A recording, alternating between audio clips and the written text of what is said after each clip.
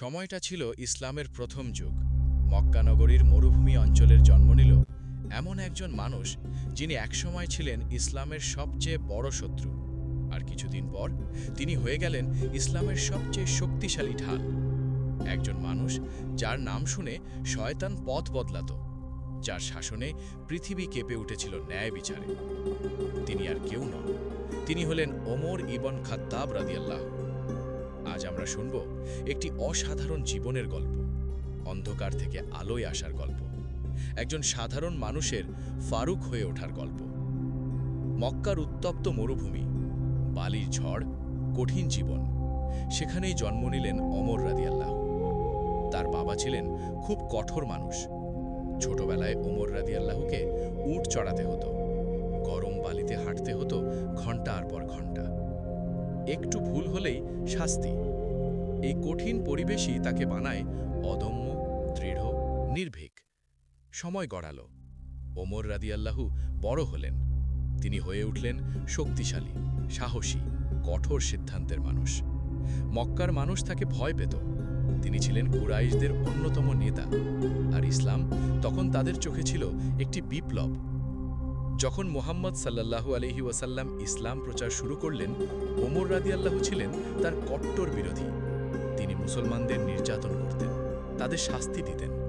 তার মনে ছিল একটাই লক্ষ্য, এই নতুন ধর্ম থামাতে হবে। একদিন ওমর রাদিয়াল্লাহু সিদ্ধান্ত নিলেন, আজই আমি মুহাম্মদ সাল্লাল্লাহু আলাইহি ওয়াসাল্লামকে হত্যা করব। তলোয়ার হাতে বের হলেন, কিন্তু পথে এক ব্যক্তি বলল, আগে নিজের ঘরের খবর নিন, আপনার বোনই ইসলাম গ্রহণ করেছে। রাগে কাঁপতে কাঁপতে তিনি বোনের ঘরে ঢুকলেন। ভেতরে কুরআন তেলাওয়াত হচ্ছিল। তিনি আঘাত করলেন, কিন্তু হঠাৎ থেমে গেলেন। রক্ত দেখে তার হৃদয় কেঁপে উঠল। বোন বললেন, হ্যাঁ, আমরা ইসলাম গ্রহণ করেছি, তুমি যা খুশি করো। ওমর রাদিয়াল্লাহু বললেন, আমাকে ওই কিতাবটা দাও। তিনি পড়লেন সূরা তহা। শব্দগুলো যেন তার হৃদয়ে ঢুকে গেল। তিনি থেমে গেলেন, চোখে পানি। এটা মানুষের কথা হতে পারে না। তিনি ছুটে গেলেন রাসূল সাল্লাল্লাহু আলাইহি ওয়াসাল্লামের কাছে। দরজায় কড়া নাড়লেন। সাহাবারা ভয় পেলেন, কিন্তু রাসূল বললেন, ওমরকে আসতে দাও।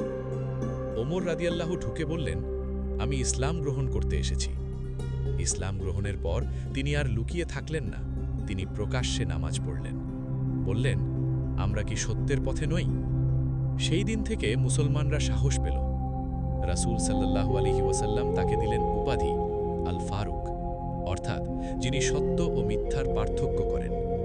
ওমর রাদিয়াল্লাহু অংশ নিলেন বদর, উহুদ, খন্দক। প্রতিটি যুদ্ধে তিনি ছিলেন সাহসের প্রতীক। অন্যান্য মুসলমানরা গোপনে মদিনায় হিজরত করলেন, কিন্তু ওমর রাদিয়াল্লাহু, তিনি কাবার সামনে দাঁড়িয়ে ঘোষণা করলেন, যে তার মাকে কাঁদাতে চায় সে এসে আমাকে থামাক। তারপর প্রকাশ্যে হিজরত করলেন। মদিনায় এসে তিনি হলেন রাসূল সাল্লাল্লাহু আলাইহি ওয়াসাল্লামের ঘনিষ্ঠ সাহাবী, গুরুত্বপূর্ণ উপদেষ্টা আর ন্যায় বিচারের প্রতীক। প্রতিটি গুরুত্বপূর্ণ সিদ্ধান্তে ওমর রাদিয়াল্লাহু মতামত দিতেন, আর অনেক সময় তার মতের সাথে মিল রেখে কুরআনের আয়াত নাজিল হতো। যখন মুহাম্মদ সাল্লাল্লাহু আলাইহি ওয়াসাল্লাম ইন্তেকাল করলেন, ওমর রাদিয়াল্লাহু বিশ্বাস করতে পারছিলেন না। তিনি বললেন, যে বলবে রাসূল মারা গেছেন, আমি তাকে শাস্তি দেব। তখন আবু বকর রাদিয়াল্লাহু এসে সত্যিটি বুঝালেন। ওমর রাদিয়াল্লাহু ভেঙে পড়লেন। প্রথম খলিফা হলেন আবু বকর রাদিয়াল্লাহু। তার মৃত্যুর আগে তিনি ওমর রাদিয়াল্লাহুকে মনোনীত করলেন। অবশেষে ওমর রাদিয়াল্লাহু হলেন মুসলিম বিশ্বের শাসক। কিন্তু তিনি নিজেকে বাদশাহ ভাবেননি। তিনি বলতেন, আমি একজন দায়িত্বশীল মানুষ মাত্র। তার শাসনে কেউ অন্যায় করতে পারত না। ধনী গরিব সমান ছিল। আইন সবার জন্য এক ছিল। মদিনার আকাশে নিস্তব্ধতা নেমে এসেছে। সবাই ঘুমিয়ে পড়েছে, কিন্তু একজন মানুষ ঘুমাতে পারছেন না। তিনি কোনো সাধারণ মানুষ নন, তিনি পুরো মুসলিম বিশ্বের শাসক।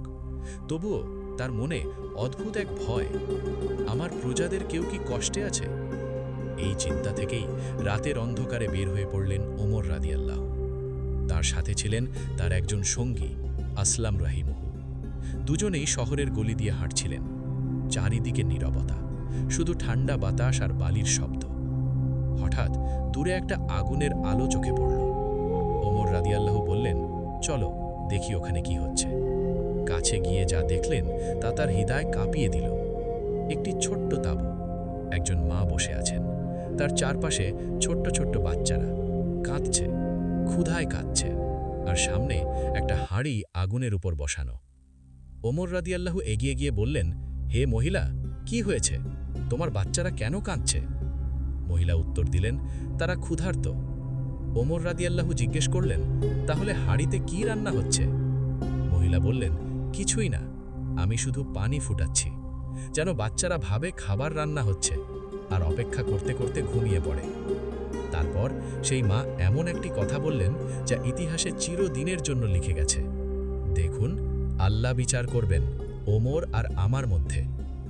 তিনি জানেন না আমরা ক্ষুধায় আছি। এই কথা শুনে ওমর রাদিয়াল্লাহুর বুক কেঁপে উঠল, চোখ দিয়ে পানি গড়িয়ে পড়ল। তিনি মনে মনে বললেন, হায় ওমর, তুমি কিভাবে খলিফা হলে যখন তোমার প্রজা ক্ষুধার্ত? তিনি আর দেরি করলেন না, দ্রুত ছুটে গেলেন বাইতুল মালে, অর্থাৎ রাষ্ট্রীয় ভাণ্ডারে।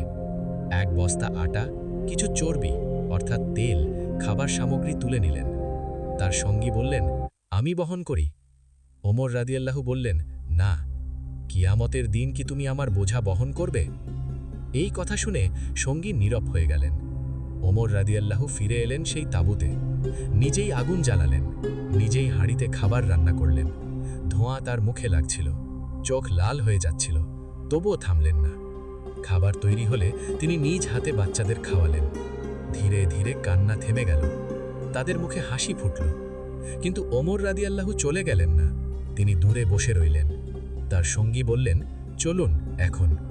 ওমর রাদিয়াল্লাহু বললেন, না, আমি দেখতে চাই ওরা হাসতে হাসতে ঘুমায় কিনা। কিছুক্ষণ পর সব বাচ্চা ঘুমিয়ে পড়ল, মুখে তৃপ্তির হাসি। ওমর রাদিয়াল্লাহু তখন শান্ত হলেন। ওমর রাদিয়াল্লাহু ছিলেন কঠোর, কিন্তু ভিতরে ছিল গভীর দয়া। তিনি আল্লাহকে এত ভয় পেতেন যে রাতের পর রাত কেঁদে কাটাতেন। রাসূল সাল্লাল্লাহু আলাইহি ওয়াসাল্লাম বলেছেন, যে পথে ওমর চলে, শয়তান সেই পথ ছেড়ে অন্য পথে চলে যায়। কল্পনা করুন, একজন মানুষের ঈমান এত শক্তিশালী যে শয়তানও তার সামনে দাঁড়াতে পারে না।